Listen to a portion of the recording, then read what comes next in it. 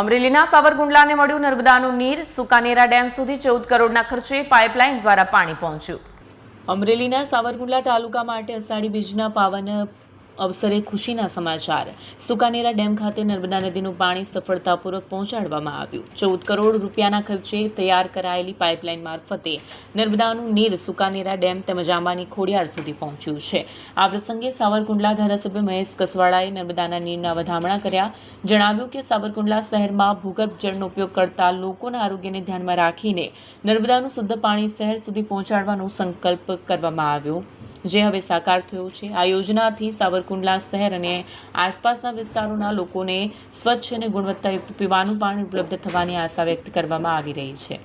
જગન્નાથના આશીર્વાદ સાવરકુંડલાની ઉપર છે, એટલા જ માટે એમના આશીર્વાદને કારણે આજે માં નર્મદા અમારી સાવરકુંડલાની નવલગંગામાં પહોંચ્યા છે। તમે જોઈ શકો છો કે આજે નર્મદાના નીર લગભગ 14 કરોડના ખર્ચે પાઇપલાઇન નાખી અને આજે સાવરકુંડલાનું અમારું સુકનેરા ડેમ અને આંબાના હથિયારના ખોડિયાર ડેમની અંદર આજે નર્મદાના નીર પહોંચ્યા છે। સાવરકુંડલા માટે આ જીવાદોરી સમાન આગામી દિવસોની અંદર સાબિત થવાનું છે। 1000 ફૂટ નીચેથી પાણી પીતું અમારું સાવરકુંડલા ફ્લોરાઇડયુક્ત પાણી પી અને બીમાર પડતા અમારા નગરજનો માટે આ એક આશાનું કિરણ છે। ને હું ભગવાન જગન્નાથને આજે શહેરના જનપ્રતિનિધિ વતી પ્રાર્થના કરું છું કે આ યોજના જુગ સુધી સાવરકુંડલાની અંદર અમર રહે।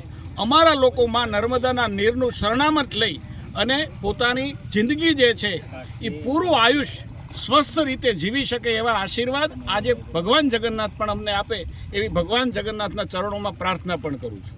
વિડીયો જર્નાલિસ્ટ મહેશ બારિયા સાથે સરિયા ટીવી ન્યૂઝ અમરેલી।